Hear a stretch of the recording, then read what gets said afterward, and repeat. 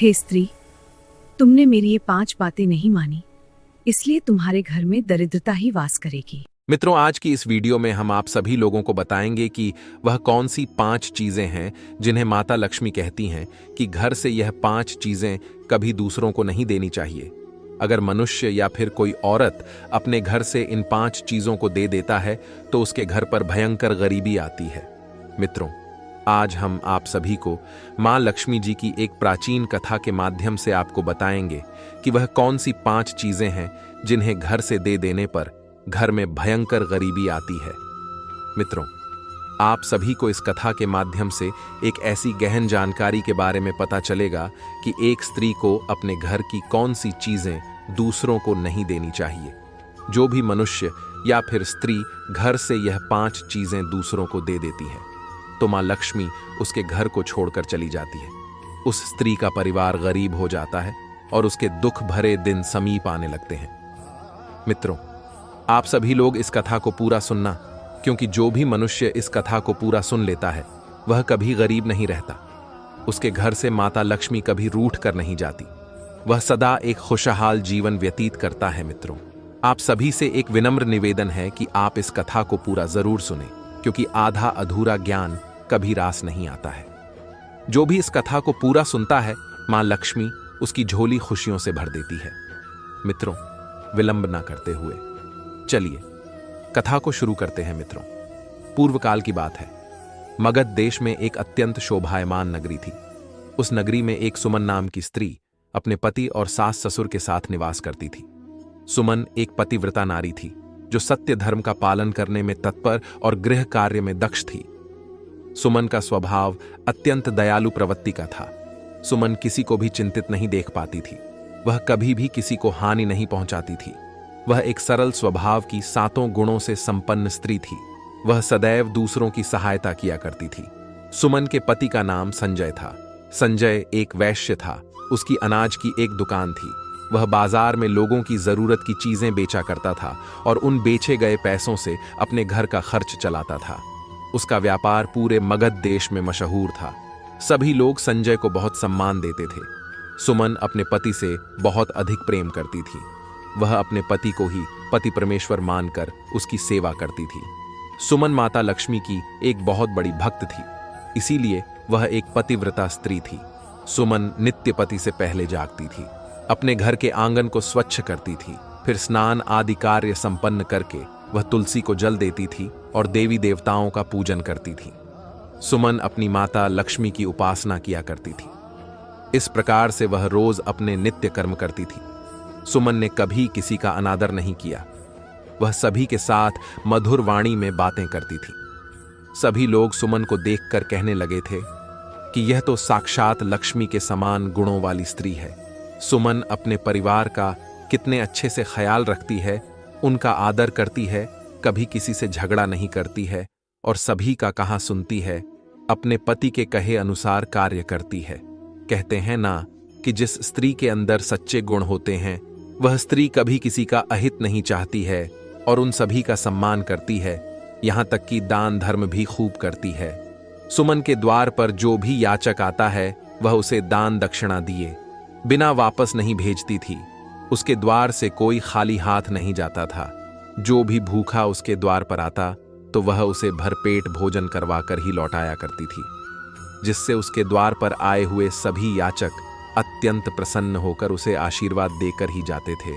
इतना ही नहीं, सुमन अपने पड़ोसियों की भी सहायता करती थी। उसके पड़ोस में जो भी गरीब और दुखी लोग रहते थे उन्हें भी वह नित्य भोजन दिया करती थी।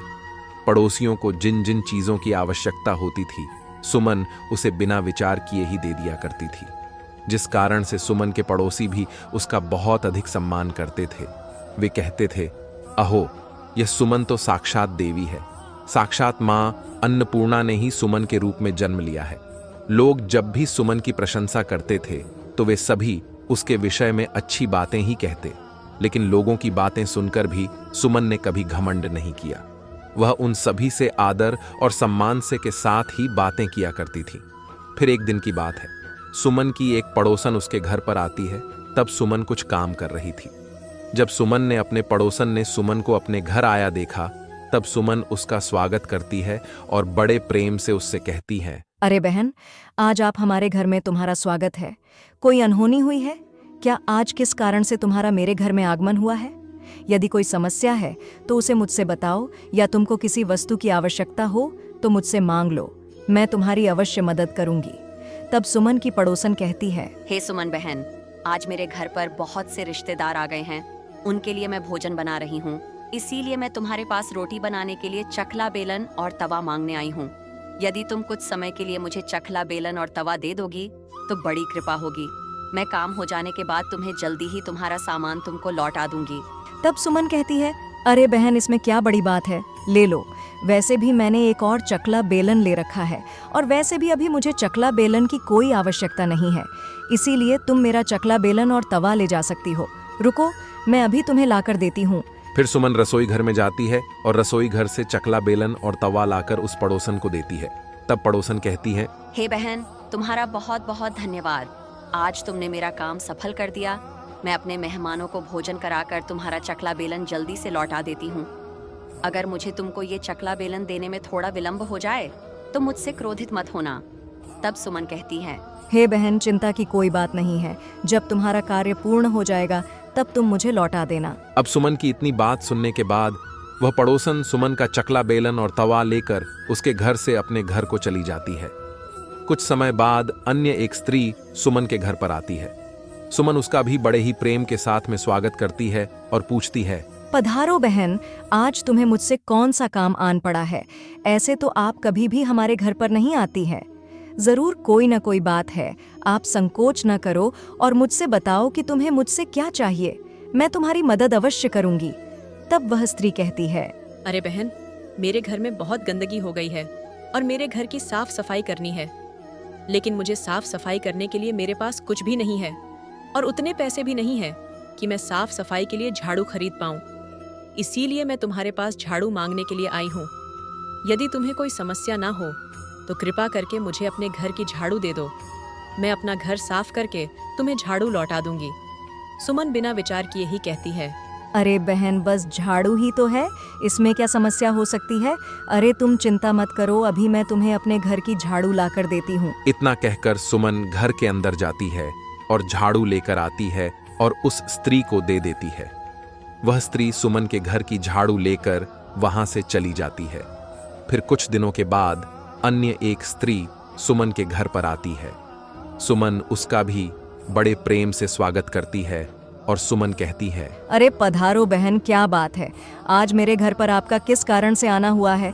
तुम्हें जो कुछ भी चाहिए तुम निसंकोच होकर कहो, मैं तुम्हारी सहायता करने का प्रयास अवश्य करूंगी। तब वह स्त्री कहती है, अरे सुमन बहन, सुना है तुम बड़ी दयालु हो। तुम्हारे बारे में गांव का प्रत्येक मनुष्य बात करता है। मैंने उनसे ही तुम्हारे बारे में बहुत सुना है कि तुम सभी की बहुत मदद करती रहती हो। इसीलिए बहन, मैं तुम्हारे पास एक छोटी सी मदद मांगने के लिए आई हूँ। तब सुमन कहती, हे प्यारी बहन, आप तनिक भी संकोच मत करिए। तुम्हें जो कुछ भी चाहिए वह मुझसे मांग लो बहन। अगर तुम्हारे द्वारा मांगी गई चीज मेरे पास हुई तो मैं अवश्य ही दूंगी। यदि मेरे बस में होगा तो मैं मना नहीं करूंगी। मैं तुम्हारी सहायता अवश्य करूंगी। तब वह स्त्री कहती है, हे सुमन बहन, आज मेरी बेटी को देखने के लिए लड़के वाले आ रहे हैं, इसीलिए मैं चिंता में हूँ, क्योंकि मेरे पास पहनने के लिए एक भी गहना नहीं है। तो मैं अपनी बेटी को पहनने के लिए क्या दूं? उसके पास पहनने के लिए अच्छे वस्त्र भी नहीं है। इसीलिए कृपा करके मुझे आप थोड़े गहने और वस्त्र उधार में दे दीजिए। केवल एक दिन के लिए जब लड़के वाले मेरी पुत्री को देखकर चले जाएंगे तो मैं तुम्हारे गहने तुमको वापस लौटा दूंगी। उस पड़ोसन ने अपनी बात ऐसे करुण स्वर में कही की। बस इतनी सी बात है। अरे बहन, तुम चिंता मत करो, तुम्हारी पुत्री मेरी पुत्री की ही भांति है, उसकी सहायता मैं अवश्य करूंगी। मैं अभी तुम्हें मेरे गहने और साड़ी लेकर देती हूँ, जिसे पहनकर तुम्हारी पुत्री राजकुमारी की तरह लगेगी। अब सुमन जल्दी से अपने अंदर जाती है और गहने और साड़ी लेकर आती है और उस पड़ोसन को दे देती है। वह पड़ोसन प्रसन्न हो जाती है। फिर सुमन के गहने और साड़ी लेकर चली जाती है। अब इसी काम के चक्कर में शाम हो जाती है। तभी अचानक से अन्य एक पड़ोसन सुमन के घर पर आ जाती है। सुमन उसका भी बड़े प्रेम से स्वागत करती है और अपनी उस पड़ोसन से कहती है, पधारो बहन, आज किस कारण से मेरे घर पर आना हुआ? बताओ, मैं तुम्हारी किस प्रकार से सहायता कर सकती हूँ? तुम्हें जो कुछ चाहिए निसंकोच होकर कहो, मैं तुम्हारी मदद जरूर करूंगी। सुमन की बात सुनकर वह पड़ोसन सुमन से कहती है, हे सुमन बहन, तुम बड़ी ही दयालु हो और तुम सभी की सहायता करती हो, इसीलिए मैं तुम्हारे पास आई हूँ।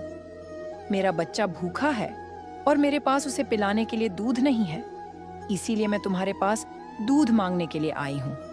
अगर तुम मुझे अपने घर से थोड़ा सा दूध दे देती तो तुम्हारी मुझ पर बड़ी कृपा होती। तब सुमन अपनी उस पड़ोसन से कहती है, अरे बहन, इसमें कौन सी बड़ी बात है, लो अभी मैं तुम्हें रसोई घर से लाकर दूध दे देती हूँ। अपनी उस पड़ोसन से इतना कहकर सुमन रसोई घर में जाती है और एक पात्र में थोड़ा सा दूध लेकर आती है और उस पड़ोसन को दे देती है, जिससे वह पड़ोसन प्रसन्न होकर सुमन से उस दूध से भरे हुए पात्र को लेकर चली जाती है। इस प्रकार से सुमन अपने सभी पड़ोसियों की सहायता करती है। उसके बाद सुमन भी प्रसन्न होकर घर के कार्यों को करने में लगती है। फिर रात होते ही सुमन का पति घर पर वापस लौट आता है। तब सुमन अपने पति को प्रणाम करती है, उसकी खूब सेवा करती है और अपने पति के लिए भोजन आदि का प्रबंध करती है। उसके बाद वे दोनों भोजन आदि करके चैन से सो जाते हैं। फिर उसके दूसरे दिन जब वे दोनों जागते हैं, तभी अचानक से उनके द्वार को कोई खटखटाने लगता है। फिर सुमन द्वार को खोलती है तो देखती है कि एक आदमी उसके द्वार पर खड़ा हुआ है। तब सुमन उस व्यक्ति से पूछते हुए कहती है कि अरे भाई, तुम कौन हो और यूं दरवाजे को क्यों खटखटा रहे हो? सुमन की बात सुनकर वह व्यक्ति उससे कहता है कि मैं आपके पति की दुकान में साथ काम करता हूँ और मैं आपके पास इसलिए आया हूँ कि आज मैं जब दुकान खोलने के लिए गया तब मैंने देखा दुकान का ताला टूटा हुआ है और दुकान के अंदर जाकर देखकर तो दुकान का सारा धन, सारा सामान गायब था। मुझे तो लगता है कि कल रात को किसी ने आपकी दुकान लूट ली है और सारा दुकान का सारा सामान चुरा लिया है। यह बात सुनकर सुमन बहुत ही भयभीत हो जाती है और दौड़ते हुए अपने पति के पास पहुंच जाती है। उसके बाद अपने पति को उठाती है। फिर वह अचानक से विलाप करने लगती है और अपने पति से विलाप करते हुए कहती है कि सुनो जी, अभी आपकी दुकान में काम करने वाला व्यक्ति आया था। वह कह रहा था कि हमारी दुकान में चोरी हो गई है, अब हमारा क्या होगा? सुमन की बात सुनकर उसका पति भी भयभीत हो जाता है और बिस्तर से नीचे उतरकर भागते हुए अपनी दुकान पर पहुंच जाता है। तो वह देखता है कि सच में दुकान में रखा हुआ सारा धन और दुकान का सारा सामान किसी ने चोरी कर लिया है। यह देखकर सुमन का पति बहुत दुखी हो जाता है और दुखी मन से घर वापस लौट आता है। फिर घर पहुंचकर सुमन से सारी बात बता देता है, जिसे सुनकर सुमन भी बहुत दुखी हो जाती है और सुमन अपने पति से कहती है, हे नाथ, आप चिंतित मत होइए, क्योंकि मैंने अपने घर की तिजोरी में कुछ धन इकट्ठा कर रखा है, इसलिए हमारे घर में अभी भी बहुत सारा धन रखा हुआ है, जिससे आप फिर से कोई व्यापार कर सकते हैं। अपने पति से इतना कहकर सुमन कमरे में जाती है और अपने घर की तिजोरी को खोलकर देखती है तो वह तिजोरी भी पूरी तरह से खाली थी, क्योंकि अब उसके अंदर का सारा धन किसी ने चुरा लिया था। यह देखकर सुमन दुखी हो जाती है। उसे समझ में नहीं आ रहा था कि उसके साथ यह क्या हो रहा है। इतने में उसका पति भी उस कमरे में आ जाता है और तिजोरी को खाली देखकर उस पर बहुत क्रोधित हो जाता है।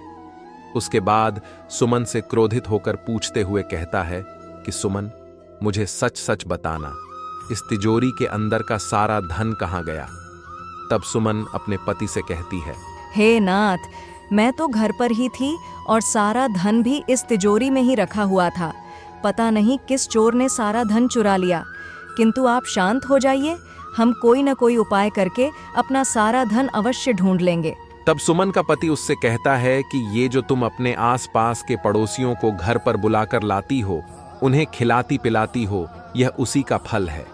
मुझे तो लगता है कि हमारा धन उन्हीं में से किसी ने चुराया है। फिर सुमन का पति उसे क्रोध में आकर बहुत बुरा भला कहने लगता है। इतने में ही उसकी सास भी आ जाती है और वह अपने पुत्र से पूछते हुए कहती है, क्या हुआ? क्यों तुम दोनों इतनी जोर जोर झगड़ा कर रहे हो? तब सुमन का पति अपनी माँ से कहता है कि देखो ना माँ जी, आपकी बहू की करतूत, इसके घर में रहते हुए तिजोरी में रखा हुआ सारा धन चोरी हो गया। अपने पुत्र की बात सुनकर सुमन की सास भी उसको खरी खोटी सुनाने लगती है और कहती है कि अरे मेरा पुत्र ठीक ही तो कह रहा है, तू ही इन पड़ोसियों को घर की चीजें देती रहती है और बिना कुछ सोचे समझे किसी की भी सहायता कर देती है। उन्हीं में से किसी ने सारा धन चुराया होगा। घर के सभी लोग सुमन को बुरा भला कहने लगते हैं। फिर सुमन अपने पति को दिलासा दिलाने लगती है और अपने पति को दिलासा दिलाते हुए कहती है कि हे स्वामी, मैंने मेरे कुछ गहने हमारी पड़ोसन को दिए हुए थे।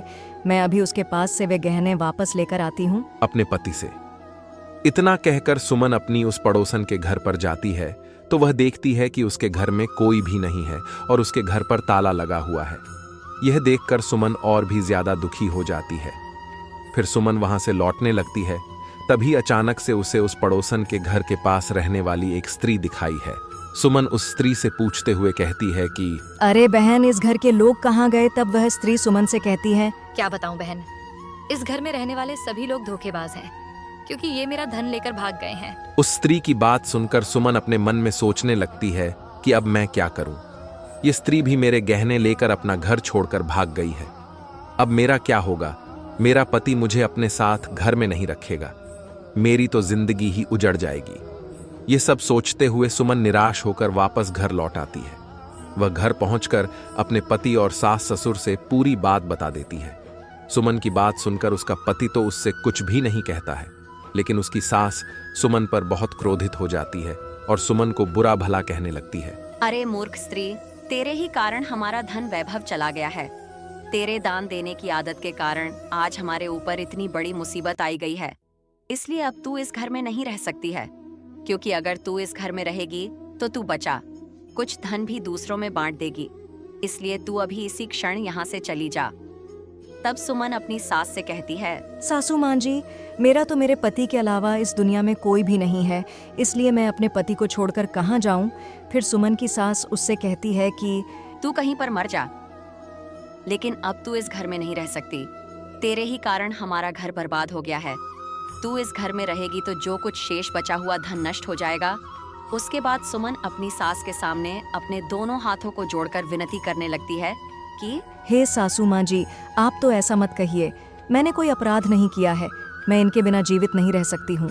फिर सुमन अपने पति से कहती है कि हे नाथ, आप तो कुछ कहिए, क्योंकि आप तो कुछ बोल ही नहीं रहे हैं। आप माँ जी को समझाइए, ये मुझे घर से निकाल रही हैं। तब सुमन का पति उससे कहता है कि अब मैं क्या बोलूं माँ जी, ठीक ही तो कह रही हैं। तुम्हारी वजह से ही मेरा घर बर्बाद होने की कगार पर आ गया है, इसलिए अब तुम मेरे घर से निकल जाओ। अपने पति की ऐसी बातों को सुनकर सुमन अपने पति के सामने हाथ जोड़कर बैठ जाती है और कहती है कि हे नाथ, आप ऐसा ना कहिए। मैंने कोई अपराध नहीं किया है, क्योंकि मैं आपके बिना जीवित नहीं रह पाऊंगी। इसलिए आप मुझ दासी को घर से मत निकालिए। लेकिन सुमन का पति और सास उसकी एक भी बात नहीं सुनते हैं और सुमन को अपने घर से धक्के मारकर निकाल देते हैं। उसके बाद सुमन की सास उससे कहती है कि अब तू यहाँ से चली जा और कभी भी लौट कर मत आना जा। किसी नदी में कूद कर अपने प्राण दे दे, लेकिन अब तू इस घर में नहीं रह सकती है। फिर सुमन दुखी होकर विलाप करते हुए अपने पति के घर को छोड़कर दूसरे नगर की तरफ चली जाती है। चलते चलते सुमन माता लक्ष्मी जी के मंदिर में पहुंच जाती है और मां लक्ष्मी से प्रार्थना करते हुए कहती हैं, हे मां लक्ष्मी, मैंने ऐसा कौन सा पाप किया है जो मेरी ऐसी दुर्दशा हुई है? क्योंकि मैं तो नित्य आपकी पूजा अर्चना किया करती थी, फिर भी आपने मेरा घर क्यों छोड़ दिया? कृपया आप मुझे बताइए कि मां, मैंने ऐसा कौन सा अपराध किया जो आप मुझसे रूठ गई हैं? उसके बाद सुमन वहीं पर बैठकर अपने मन में सोचने लगती है कि यदि मेरे पति मुझे स्वीकार नहीं करेंगे तो मैं जीवित रहकर क्या करूंगी, और यदि मेरे ही कारण मेरे पति की यह दुर्दशा हुई है तो मेरा इस दुनिया में जीवित रहने का कोई अधिकार नहीं है। अपने मन में इतना सोचकर सुमन अपने प्राण देने के लिए नदी की तरफ जाने लगती है और नदी के पास पहुंचकर सुमन माता लक्ष्मी जी से प्रार्थना करते हुए कहती है कि हे माँ लक्ष्मी, मैं जीवित नहीं रहना चाहती हूँ, इसलिए अब मैं अपने प्राण देने जा रही हूँ। और यदि मेरे द्वारा आपकी पूजा में कोई कमी रह गई हो तो मुझे माफ़ कर देना, क्योंकि मैं अपने पति के बिना जीवित नहीं रह सकती हूँ। इसीलिए अब मैं इस नदी में कूदकर अपने प्राण दे दूंगी। इतना कहकर सुमन नदी में कूदने ही वाली होती है कि तभी अचानक से साक्षात माँ लक्ष्मी जी उस नदी में प्रकट हो जाती हैं और माँ लक्ष्मी जी सुमन से कहती हैं, रुक जाओ पुत्री, रुक जाओ पुत्री, तुम यह क्या कर रही हो?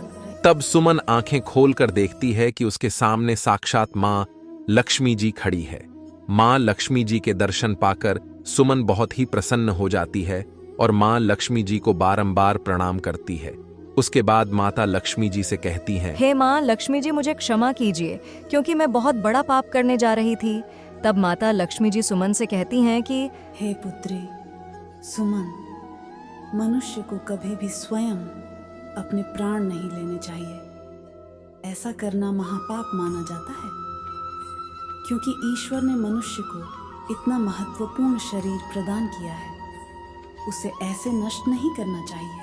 फिर सुमन माता लक्ष्मी जी से कहती है कि हे माँ लक्ष्मी, मैं विपत्ति से विवश होकर ऐसा कर रही हूँ क्योंकि मेरे पति ने मेरा परित्याग कर दिया है और एक स्त्री को अपने पति के घर को छोड़कर कहीं नहीं रहना चाहिए।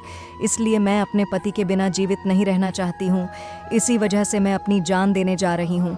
तब माता लक्ष्मी जी सुमन से कहती हैं कि हे सुमन, मैं सब कुछ जानती हूँ और यह भी जानती हूँ कि तुम्हारे पति ने तुम्हारा त्याग क्यों किया है। तुम्हारे साथ यह सब तुम्हारी ही भूल के कारण हुआ है। तुमने भूलकर अपने घर की कुछ ऐसी चीज़ों का दान किया था जिसकी वजह से मुझे तुम्हारा घर छोड़कर जाना पड़ गया था। क्योंकि जो भी स्त्री अपने घर की इन चीज़ों को दूसरों को दे देती है, उनके घर में मेरा वास नहीं होता है और मैं उन वस्तुओं के साथ ही उसका घर छोड़कर चली जाती हूँ। हे माँ लक्ष्मी जी, ऐसी वे कौन सी वस्तुएं हैं जिन्हें दूसरों को देने से आपका वास होना बंद हो जाता है? और कृपया आप मुझे बताने की कृपा करें कि मैंने ऐसी कौन सी वस्तुओं का दान किया था जिस कारण से आपने मेरे घर का त्याग किया है। सुमन की बात सुनकर माता लक्ष्मी जी सुमन से कहती हैं कि हे पुत्री, अब मैं तुम्हें जिन चीज़ों के बारे में बताने जा रही हूँ जो किसी भी स्त्री को दूसरों को नहीं देनी चाहिए, इन चीज़ों का दान करने पर मैं उस घर को छोड़कर चली जाती हूँ। इसे ध्यान से सुनना। हे पुत्री सुमन, सबसे पहली वस्तु है चकला, बेलन और तवा। किसी भी स्त्री को अपने घर का चकला, बेलन और तवा भूलकर भी दूसरों को नहीं देना चाहिए, क्योंकि रसोई घर में इन वस्तुओं का सबसे अधिक महत्व होता है और इन वस्तुओं की पवित्रता सदैव ही बनी रहनी चाहिए। इन्हीं वस्तुओं से भगवान के लिए प्रसाद बनाया जाता है और तवे पर बनी पहली रोटी को भी गाय को खिलाई जाती है। इसीलिए इन वस्तुओं को हमेशा स्वच्छ और शुद्ध रखना चाहिए और कभी भी दूसरों को नहीं देना चाहिए, क्योंकि इन वस्तुओं को दूसरों को देने पर ये वस्तुएं अपवित्र हो जाती हैं। उसके बाद इन वस्तुओं का उपयोग करने से अशुभ फल की प्राप्ति होती है। इसीलिए तुमने अपने रसोई घर के चकला, बेलन और तवा अपनी पड़ोसन को देकर पहली बड़ी भूल की है। दूसरी वस्तु जो तुमने दूसरों को देकर भूल की है वह यह है कि तुमने अपने घर की झाड़ू अपनी पड़ोसन को अपने घर की झाड़ू दे दी थी, जिस वस्तु में सदैव मेरा वास होता है। और जो वस्तु मुझे सबसे अधिक प्रिय है, तुमने उस वस्तु को ही अपनी पड़ोसन को दे दी थी। तो फिर मैं तुम्हारे घर में कैसे ठहरती? हे पुत्री सुमन, जो भी स्त्री अपने घर की झाड़ू दूसरों को दे देती है, मैं उसके घर को त्याग देती हूँ, क्योंकि झाड़ू से ही घर की स्वच्छता की जाती है। और ध्यान रखना कि जिस भी स्थान पर स्वच्छता होती है उसी स्थान पर मेरा वास होता है। और सुमन, इस बात का ध्यान रखना कि घर में झाड़ू को सदैव छिपा कर रखना चाहिए। झाड़ू पर भूलकर भी बाहरी व्यक्ति की नजर भी नहीं पड़नी चाहिए, क्योंकि झाड़ू एक अत्यंत पवित्र वस्तु होती है। इसे गलती से भी पैर नहीं लगाना चाहिए और इससे कभी विष्ठा आदि प्रकार की गंदगी साफ नहीं करनी चाहिए।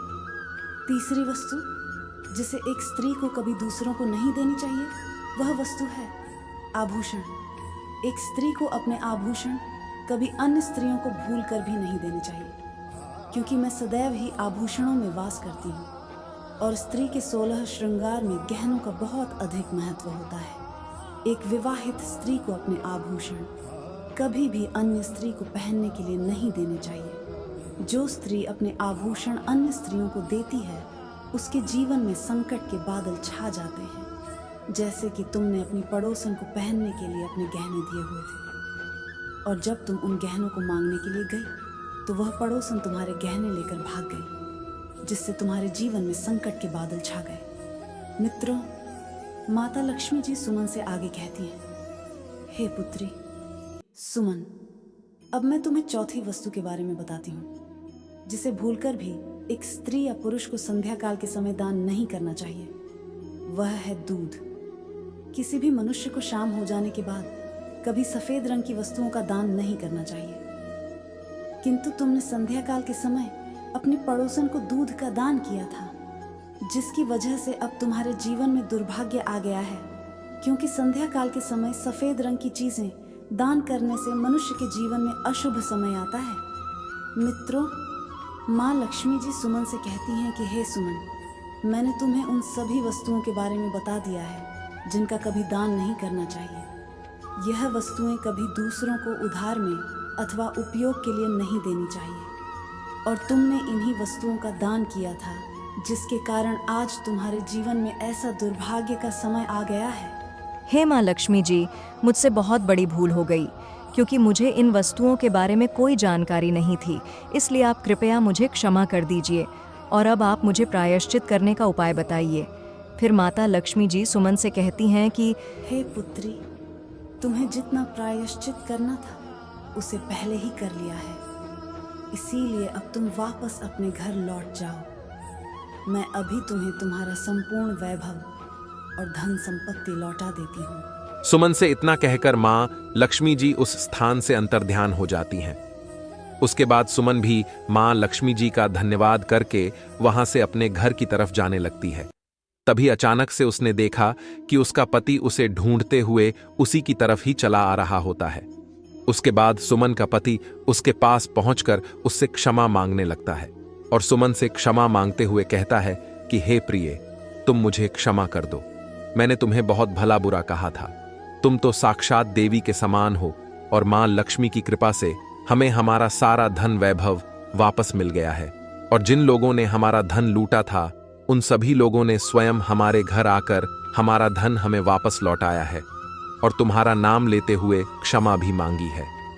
अपने पति के मुख से ऐसी बातों को सुनकर सुमन बहुत प्रसन्न होती है और अपने पति के साथ वापस घर लौट आती है।